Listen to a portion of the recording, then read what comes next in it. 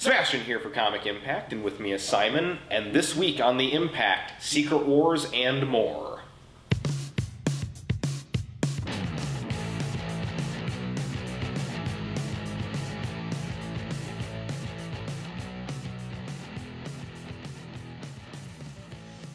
So, Marvel made the announcement to end all announcements this week, and they announced a brand new Secret Wars and a return to Battleworld. And it's a reboot. Wait, I read Secret Wars as a kid. You did.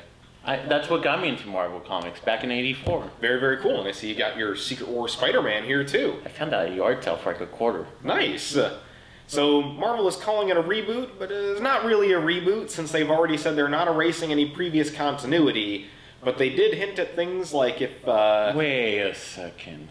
Didn't someone else do this a couple years ago? I think they did, but they erased everything.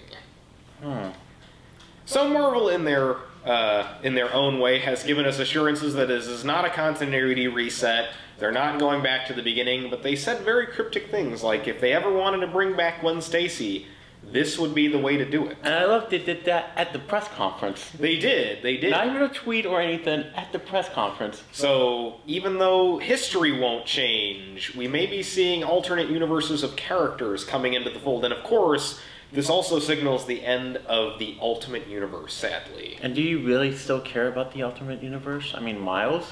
I think it served its purpose. Yeah. I think it got a lot of people into comics. And it created a movie franchise. It did. Arguably, the Avengers is based on the Ultimates more than anything else. Yeah, and give us Sam Jackson, Nick Fury. Yep. But who knows? Maybe Gwen Stacy will be Spider-Gwen. It's entirely possible it could be Spider-Gwen. Yeah. It's entirely possible it could be Spider-Gwen. And if that happens, awesome for Jason Latour. But here's something really interesting that Sheldon brought up to me on the phone yesterday. He's like, what if Peter Parker is an older guy, retired from being Spider-Man, and is training Miles now? Be interesting. And he's married and has kids, Peter and all that. He trains Miles, and maybe even Spider-Gwen. That's interesting. It'd be interesting to see if they did that. But it would have to be an older Peter Parker from another universe. Yeah. Because Peter's only about 30 years old. Depends on what book you read. Depending on the book, he's about 30. Yeah, so, look, not a lot is known for now. There's going to be a ton of stuff that's going to happen. We know the first technical issue is the Free Comic Book Day issue. First one is always free. And that's how they get you. That's how they get you. Anyway. I think Marvel played it smart. I think they watched other people fall into the traps and the errors of what continuity resets can bring, especially in the age of social media. So I think they were very careful with how they approached not only their announcement, but how they're going to be going about by not altering continuity, but introducing or reintroducing characters that we've seen before. I was talking to him, and I was saying that this is entirely possible that, Joe Schmo, who died in the 70s, could come back because he's from Universe 1, 2, 3, 4, 5. And if there's a writer that wants to write him, this is his time. This is the time. This is the time to get all those characters back who died and bring them in from alternate universe. You could make scary villains into heroes, and heroes that are dead into scary villains. Yeah, Alex Ross is doing all the covers. We know that much. Yep. Written by Jonathan Hickman, drawn by Isaac Ribic. So it'll look cool. It'll probably be cool. We'll know more soon. Yeah. Hopefully we'll see. We'll know Free Comic Book Day if the first technical issue makes us all feel warm and fuzzy inside, or makes us all sad. We'll see. But don't panic. Keep reading comics. Don't panic. Exactly. Don't panic just yet. Yeah. So, Marvel. I feel like we always talk about Marvel on the Impact. Marvel's making the big announcements. They're making the big news, especially after the premature Suicide Squad news, and now almost everybody who was announced in that movie. I'm going back to reading the old Secret Wars. So if you haven't heard, several of the actors who were claimed to be in the new Suicide Squad movie are all dropping like flies. Tom Hardy, he's out. Which was supposedly replaced by Jake Gyllenhaal, and he's out. He's out too. So don't believe casting rumors until you get 100% confirmation, because there are a lot of people who are like, oh my god, this is bad. No, you know what? No. I will believe a Suicide Squad movie when I see it, and I mean, heck, even in around 2008, they announced a Justice League movie. They had an entire cast lined up. It's called Batman vs. Superman. They do now. But back then, the guy who played Lone Ranger in Disney's Lone Ranger movie was cast as Bruce Wayne in that movie. Anyway, but we got some official casting news, and we got some people that are leaving. So Age of Apocalypse. Yep. Sir Patrick Stewart and Sir Ian McKellen. They're both sirs. They are both sirs. And they're like besties also. They are. If you've seen their social media photos, they are two hilarious people, and I only hope to be half as cool as they are when I get old. So Stewart and McKellen are not in Age of Apocalypse. Yeah. But I'm okay with. Yeah, I mean, it's time. I think they've given the roles over to two other great actors. Those two actors are amazing also.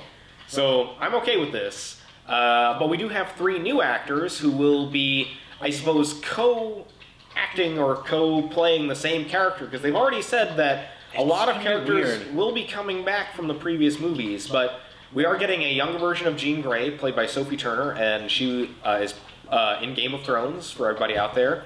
Scott is being played... She's a natural redhead, right? I believe she is. Go on. The new Scott Cyclops, Tye Sheridan, a new kid on the block. Exactly. Who? He's only 18 years old, so he's playing a new character. And Alexandra Shipp is going to be playing Alexandra Storm. Shipp? Shipp. Oh, Shipp. I thought you said shit. Oh, well, we got to take that. And Alexandra Shipp is going to be playing Storm. And if you want to see one of the movies she's been in, go rent Alvin and the Chipmunks the Squeakquel. Please tell me she does a voice. I don't know. Oh, I did not see those movies. Okay. But I did check out an IMDb very fast. So I at least tried to do a little bit. Is that what it shows she's known for? Yes, that is what she is known for. I tried to do a little bit of research. So I trust. I hope that helps you. I do too. It's Bryan Singer. The last movie was really good. First Class is still my favorite of the X-Men movies. First Class is impressive. Yeah. Really impressive. Hey, DC actually announced a cast member that is official and not maybe, potentially, whatever. On the CBS, so DC has, let's see, Monday nights, they have Gotham. They've got Gotham, they've got Flash, they've got Arrow, and Constantine. And I've been saying for a while, they have 4 shows. They need a 5th one. They do need a 5th one. And Supergirl, they finally made a casting announcement, a genuine announcement, not a phony baloney one cooked up by tabloid sites and clickbait sites. Melissa Benoist? Yeah. I hope I'm not butchering her name, and I apologize thoroughly if I did. But she is officially cast. She was in Glee, and she's on the show Whiplash. So congratulations. The movie Whiplash. The movie Whiplash. Which is nominated for Best Picture. Yes. And J.K. Simmons, who played... J. Jonah Jameson. See, I'm trying to connect it all. It's comic 6 degrees of comic book separation. Yeah, who cares about Kevin Bacon? You can have 6 degrees of... Who was also in X-Men First Class. Kevin Bacon, man. All right, what else do we got? Also, we got some toy announcements. Woohoo! Toy announcements. All right, I love toys. He loves toys. We got a Lego set right here, and they've just announced the Age of Ultron sets at Lego, which is very exciting. Hulkbuster armor and this is not a new one. This is not a new one. This is the original Quinjet, but there is a second Quinjet coming with a different color scheme, which is good because then I got my chance to buy a Quinjet. You should. It was a fun Lego to build.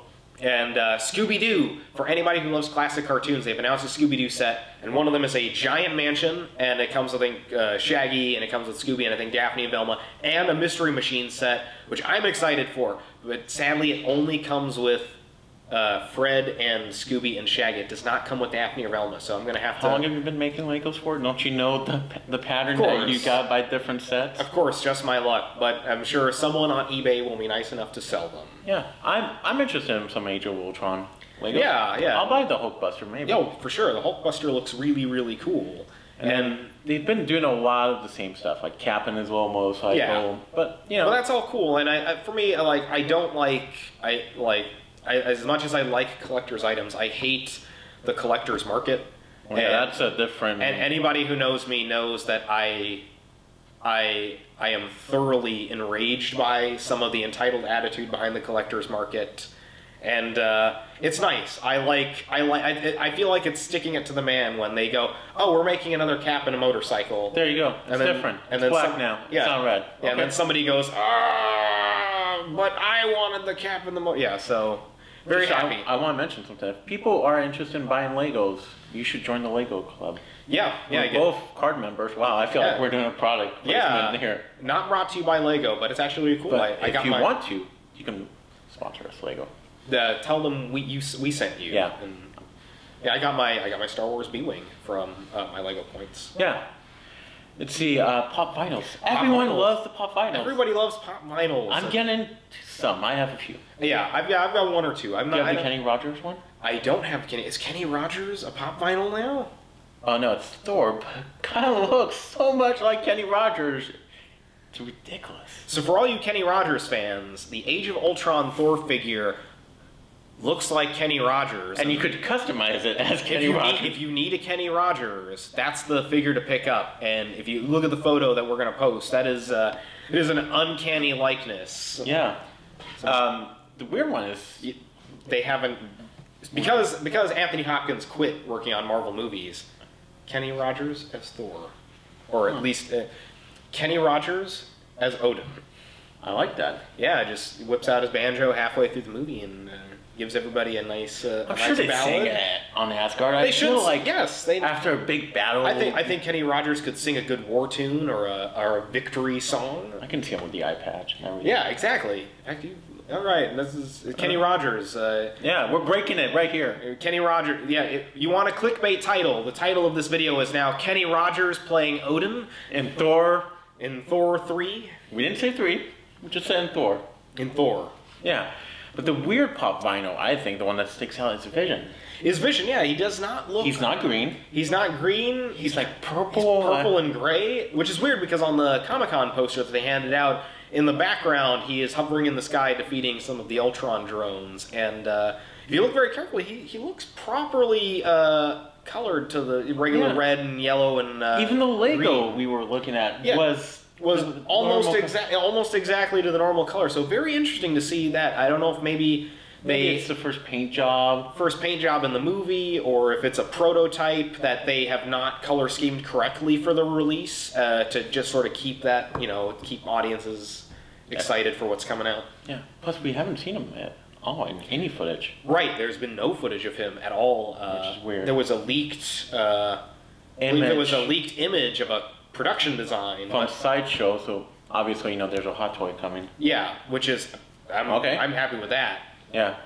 So, and then we got one more little thing that we forgot. Jupiter's Legacy is getting a prequel. It is. First, for more on Jupiter Legacy. Yeah. Check out our arc reaction on... this week. Yeah. It happened this... Yeah, we got it. It was this past Monday, so like 5 days ago. Yeah, so, hey, click the link. We're going to have a link for the video and, of course, a link to the review on that as well. So if you're interested in Jupiter's Legacy, we've got a review for you. But Jupiter's Circle? I believe so. Is a prequel. It is a prequel, so you're going to get more of that... I've always said what Mark Millar does best is he knows how to do Superman really well. I mean, he did Red Sun. He wrote a lot of Superman adventures for DC Comics. Superman Red Sun's amazing. It is amazing, and he knows when he gets down to it and he wants to tell a really heroic story, he knows what to do, and I think he tackled a lot of good issues in Jupiter's Legacy. Yeah, so that's your little news. That's your impact for the week. Obviously, don't forget to subscribe, like us on Facebook. Leave us a comment. All that shenanigans. I'm going to read Secret Wars again. Maybe it's going to give me, subliminal messages. Look at that. I hope Spider-Man gets that black costume in the regular universe. That'd be awesome. Maybe he'll get a different color costume. Is that Sorenko? Kind of looks like Oh, hello. If you like this video and want to see more, click the links above. And don't forget to subscribe.